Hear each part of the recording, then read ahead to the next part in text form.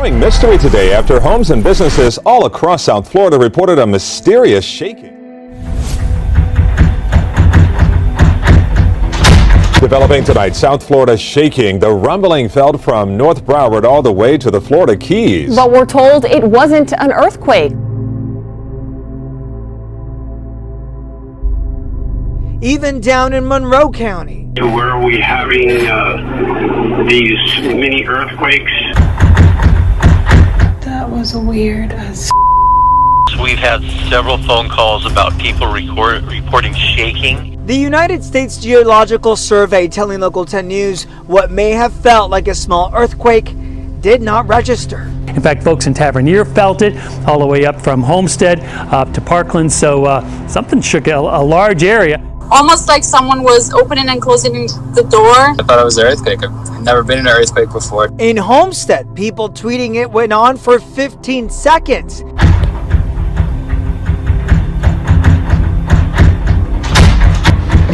And we did not detect any earthquake activity.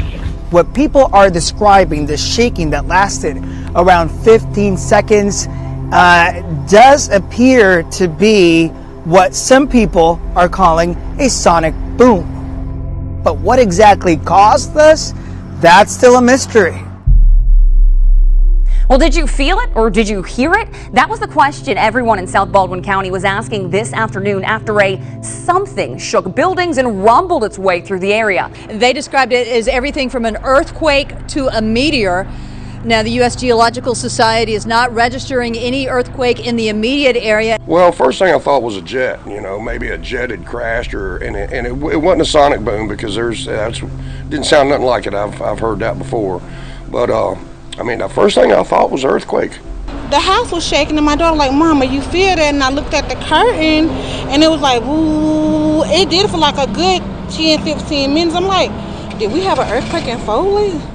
It seems pretty crazy out there. Going to start with some breaking news. A 3.1 magnitude earthquake outside of Concord. It happened about 10 minutes ago, the epicenter near Concord. We just had an earthquake in Concord last week.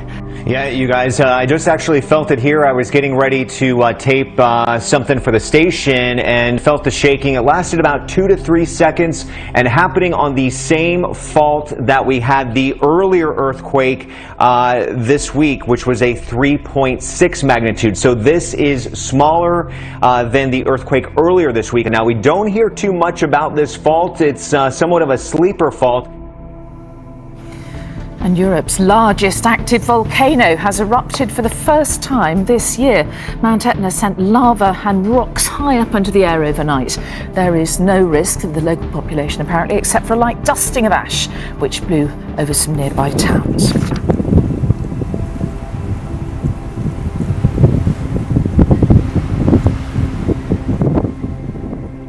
Indonesia's Mount Semeru has erupted, pouring ash and smoke an estimated 3.4 miles into the sky above Java.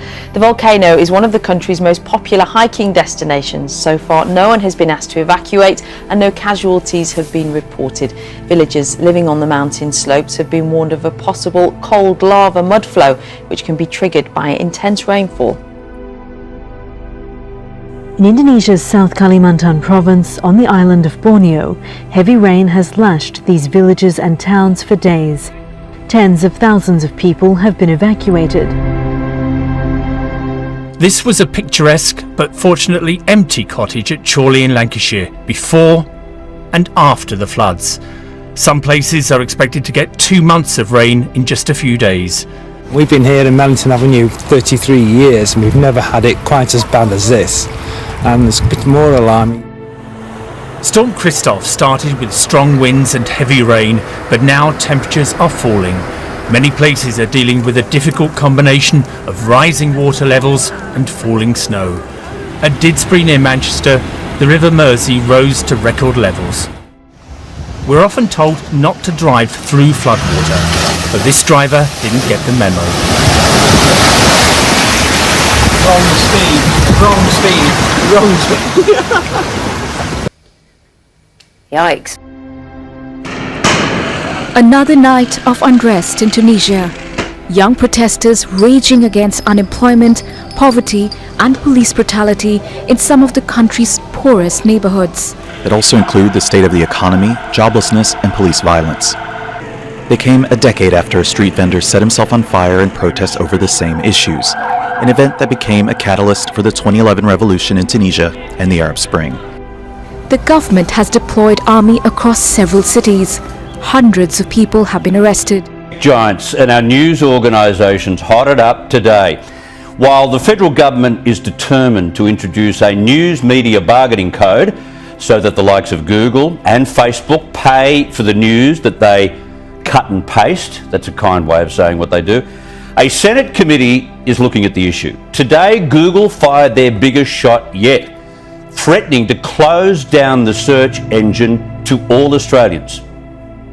If this version of the code were to become law, it would give us no real choice but to stop making Google search available in Australia. Now that would be a bad outcome for us, but also for the Australian people. And withdrawing our services from Australia is the last thing that I or Google want to have happen, especially when there is another way forward. Now, given the fact that 95% of Australians frequently Google, that's the verb, not the institution, it would have an enormous impact on this country's search for information and the way we use the internet. Looking back into history again with this next story, an archaeological discovery in the Negev now bringing up a very interesting new question. Who in the world was Maria?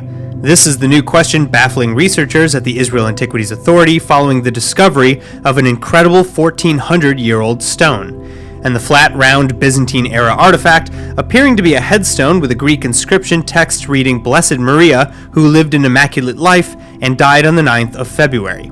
Of course, while we may never find out more about Maria herself, her 23-some-odd centimeter headstone offers an important clue to other inquiries in the area. Discovered in the Nitzana National Park in the Negev, Maria's headstone joins others commemorating Christians buried in the churches and cemeteries that have also been unearthed nearby. But unlike the other towns, very little is actually known about the burial grounds near Nitzana. Have you ever wondered what happens after someone dies? Is there really life after death? And can the dead actually speak to the living? This may sound a little spooky, maybe even creepy, but new research is offering a scientific explanation to this phenomena. While some people claim they see dead people, I don't see anything. Are you sure they're there? They're everywhere. Others say they can hear or even sense the deceased. Someone said, "What is your name?" This thing is talking to us. But how could this actually happen? The question has long perplexed many, but now a new study is offering some insight. After surveying 65 clairaudient spiritualist mediums from the Spiritualist National Union and 143 members of the general population, the researchers found that these spiritualists have a tendency for absorption, a trait that's linked to immersion in mental or imaginative activities or experience, which can alter states of consciousness. If this is real, people should know. According to the researchers, some people adopt spiritualist beliefs and engage in the practice of hearing the dead. Of the spiritualists surveyed, 79% said hearing voices was a normal part of their lives at church and at home, while 44% said they heard voices every day. Dr. Peter Mosley, co-author of the study at Northumbria University, said in a statement, spiritualists tend to report unusual auditory experiences which are positive, start early in life, and which they are often then able to control. Understanding how these develop is important because it could help us understand more about distressing or non-controllable experiences of hearing voices too. And while hearing voices is often diagnosed as a symptom of mental illness, perhaps schizophrenia, the researchers hope to work out why that's the case for some, while others believe that it's a religious or spiritual experience.